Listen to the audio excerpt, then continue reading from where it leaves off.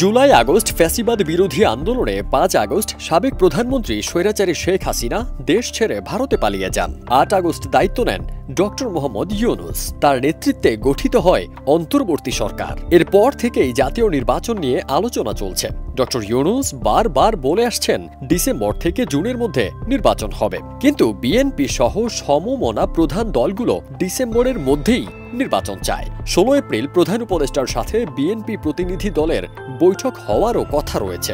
এমন পরিস্থিতিতে নির্বাচন কমিশনও তাদের প্রস্তুতি এগিয়ে রাখছে। ১৫ এপ্রিল রাজধানীর আগারগাঁও নির্বাচন ভবনে ত্রয়োদশ জাতীয় সংসদ নির্বাচন ঘিরে প্রস্তুতিমূলক বৈঠক করেছে নির্বাচন কমিশন। ভোটের সামগ্রীর চাহিদা নিরূপণ, সম্ভাব্য বাজেট ও মজুদ যাচাইয়ের এই আলোচনায় মুদ্রণ ও প্রকাশনা অধিদপ্তরের কর্মকর্তারা বৈঠকে উপস্থিত ছিলেন।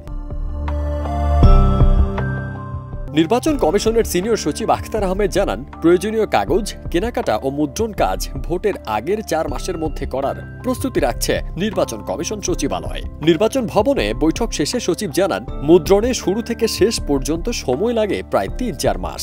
তাই ব্যাকওয়ার্ড ক্যালকুলেশনের মাধ্যমে সময় নির্ধারণ করা হবে। নির্বাচনের আগে যেন প্রস্তুতি পিছিয়ে না পড়ে সে লক্ষ্যে আগে ভাগেই পরিকল্পনা নেওয়া হচ্ছে।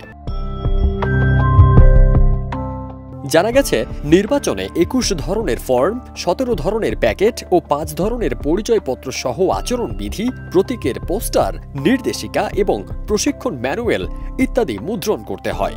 সভায় বাজেট সংস্থান ও পুরনো কাগজপত্রের মান খতিয়ে দেখে প্রয়োজন হলে তা বাতিল করার বিষয়েও আলোচনা হয়। ফারদিন সানি, দেশ রূপান্তর।